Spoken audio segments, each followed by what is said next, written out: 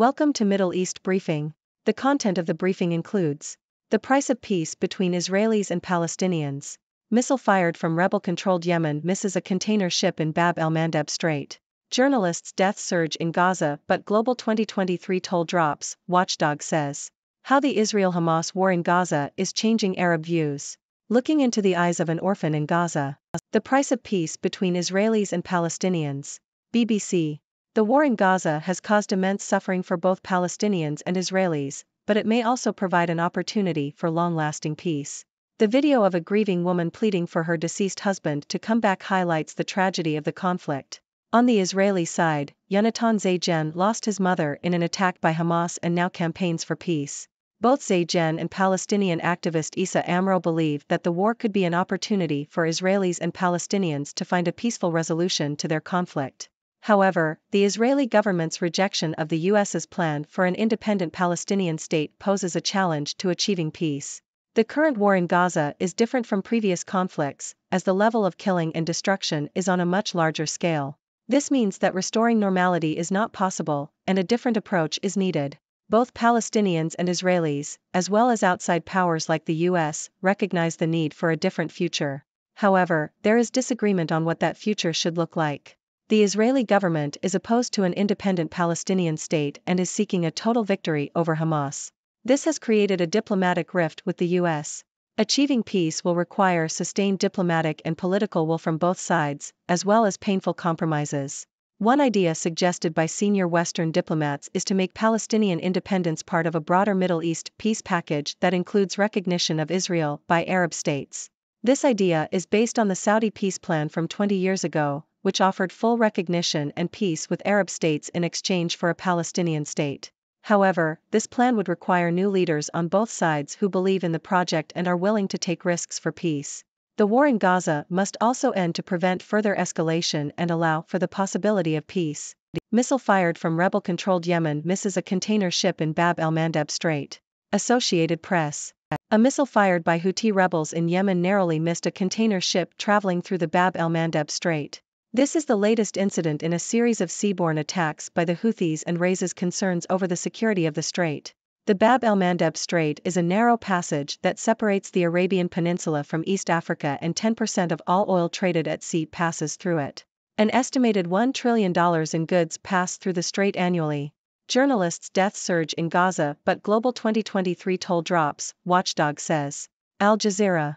According to media advocacy group Reporters Without Borders, RSF, 45 journalists were killed while on the job in the first 11 months of this year. The most dangerous place for journalists this year was Gaza, where 13 journalists were killed while covering the war. However, despite the high death toll in Gaza, the overall number of journalists killed in 2023 was the lowest in decades, largely due to fewer journalists being targeted in Latin America and less violence in countries like Syria and Iraq. How the Israel-Hamas war in Gaza is changing Arab views. Foreign Affairs. A recent survey conducted in Tunisia has revealed the significant impact that the recent conflict between Israel and Hamas has had on Arab attitudes towards Israel and the United States. The survey, conducted by the nonpartisan research firm Arab Barometer, found that every country in the survey with positive or warming relations with Israel saw its favorability ratings decline among Tunisians after the conflict. The United States saw the steepest drop, but even Washington's Middle East allies that have forged ties with Israel in recent years also saw their approval numbers go down. In contrast, the leadership of Iran, which is ardently opposed to Israel, saw its favorability figures rise. The survey also found that support for armed resistance to Israel among Tunisians has increased, with more Tunisians now supporting a resolution to the Israeli-Palestinian conflict through force rather than peaceful means. The survey results indicate that the conflict in Gaza has had a significant impact on Arab attitudes towards Israel and the United States, with implications for regional politics and global alliances. The survey findings suggest that the conflict could strain relations between the United States and its regional allies, open the door for greater support for China and Russia, and potentially lead to increased instability in the Middle East and North Africa. To stabilize the region, the survey authors argue that Israel and its allies must find a way to end the conflict and work towards a peaceful resolution of the Israeli-Palestinian conflict. Looking into the eyes of an orphan in Gaza. CNN. Amir Taha is just 20 months old and an orphan. His parents and 2 siblings were killed in an Israeli strike on Gaza. Amir's loss adds to the overwhelming human toll in the tiny territory of Gaza where more than 18,000 people have been killed. Amir is being treated for his physical injuries in a field hospital set up by the United Arab Emirates government. Despite recent efforts by Israel and Egypt to make it difficult for international journalists to witness firsthand the toll on civilians, CNN was recently able to visit the UAE field hospital and report independently on the situation. The hospital was constructed rapidly in a soccer stadium and its staff and state-of-the-art equipment make its 150 beds highly sought after. Live updates: Israel will keep fighting Hamas until the end, Netanyahu says. Associated Press. Israeli Prime Minister Benjamin Netanyahu has said that Israel will continue its assault on Gaza despite international calls for a ceasefire. Netanyahu's comments came after 9 Israeli soldiers were killed in an ambush, which was one of the deadliest single attacks carried out by Palestinian militants since the ground invasion of Gaza began. Heavy fighting has been taking place in and around eastern Gaza City, with tens of thousands of people refusing to leave their homes despite evacuation orders. Don't allow a disastrous collapse in Sudan. Foreign policy. There's an opening to halt the carnage and the famine, and save the state from collapse. An intricate diplomatic dance is underway involving African and Arab leaders as well as the United States. Almost 8 months after fighting erupted in the Sudanese capital, Khartoum, followed by mass atrocities in that city and in the western region of Darfur, a serious peace initiative was finally set in motion this past weekend. A summit meeting of African leaders, held in Djibouti at the initiative of Kenyan President William Ruto, agreed on an overall formula for a ceasefire and political talks. The two rival generals Abdel Fattah al-Burhan, head of the Sudanese Armed Forces, SAF, and Mohamed Hamdan Dagalo, known as Hemedti, commander of the Rapid Support Forces, RSF, both agreed. The United States and Saudi Arabia, which had suspended their long-running, unproductive talks with the warring parties a week earlier, attended the summit and backed its outcome. What is Israel's endgame with the Palestinian Authority? Al Jazeera. Israeli forces recently raided the city of Ramallah in the occupied West Bank, leading to an exchange of fire with Palestinian fighters. Analysts believe that the raids, which have been taking place daily in the occupied West Bank, are a show of power and a provocation to the Palestinian Authority, PA, and the Palestinian people. Israeli Prime Minister Benjamin Netanyahu has accused the PA of seeking to destroy Israel in stages, although the basis for this accusation is unclear. The raids and the accusations against the PA are seen as an attempt to embarrass and weaken the PA. There have been suggestions by U.S. officials that the PA should rule over the Gaza Strip after Israel destroys Hamas, but many observers believe this is unlikely. The PA has failed to create a state in the face of Israeli occupation and restrictions, and it lost control of Gaza to Hamas in 2007. Netanyahu's right-wing government has been pushing for the dissolution of the PA, as right-wing politicians are opposed to the PA governing the Palestinian people and want to continue the settlement project unimpeded. The lack of a political solution has led to the re-emergence of Palestinian armed resistance. PM backs two-state solution after Israeli ambassador says no to plan. The Independent. UK Prime Minister Rishi Sunak has disagreed with the Israeli ambassador to the UK, Tzipi Hotovely, after she rejected the idea of a two-state solution with Palestine. Hotovely said that Israel does not support an independent country for Palestinians and that they want to have a state from the river to the sea. Sunak stressed that the UK remains committed to a two-state solution and called for a sustainable ceasefire that involves Hamas no longer firing rockets at Israel. The conflict in the Middle East has been described as incredibly concerning and far too many innocent people have lost their lives. Israel's war cabinet reflects the national consensus, for now. New York Times.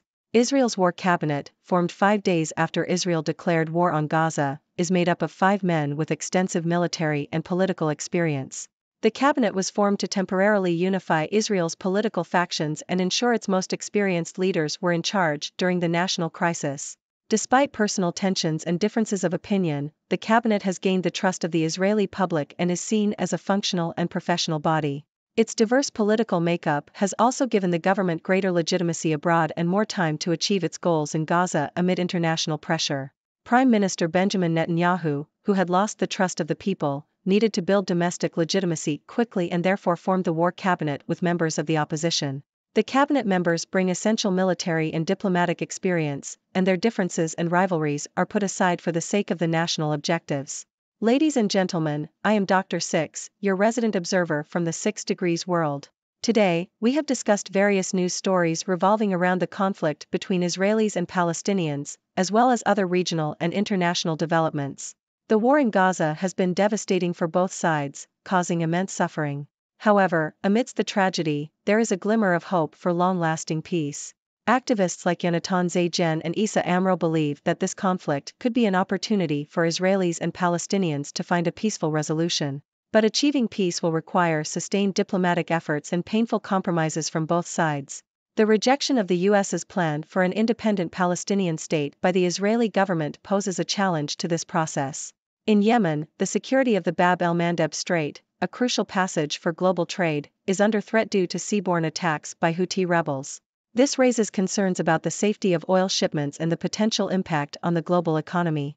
The recent conflict in Gaza has also had a significant impact on Arab attitudes towards Israel and the United States.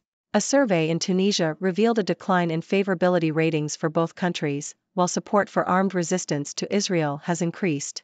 These findings have implications for regional politics and global alliances. In Sudan, there is an opportunity to halt the carnage and save the state from collapse. Diplomatic efforts involving African and Arab leaders, as well as the United States, have led to a ceasefire and political talks. This is a positive step toward stability in the region.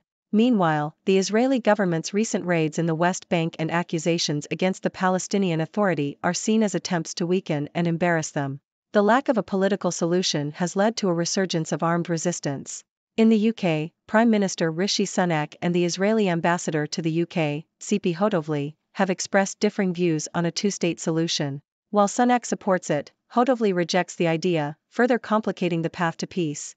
Lastly, Israel's war cabinet, formed to unify the country's political factions during the crisis, has gained the trust of the Israeli public and is seen as a functional body. Its diverse makeup has also given the government greater legitimacy abroad. In conclusion, the situation in the Middle East remains complex and challenging.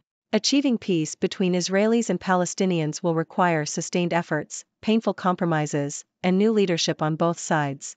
The recent conflict in Gaza has had far-reaching consequences, impacting Arab attitudes and alliances. It is crucial for regional and international actors to work towards stability, ceasefires, and political solutions.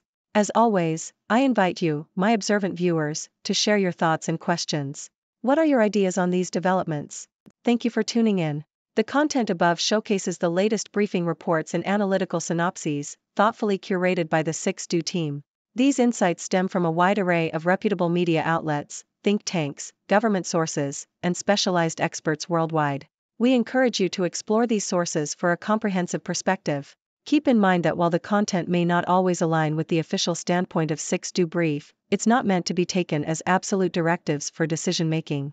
Comprising seasoned media professionals, learned scholars, and accomplished scientists, the 6Do team embodies a trailblazing, fully independent media entity. To customize 6Do Brief to meet your professional needs, you have the option to subscribe to a diverse array of briefings on our website, 6dobrief.com. Regardless of your location, you can conveniently receive 6Do Brief via email.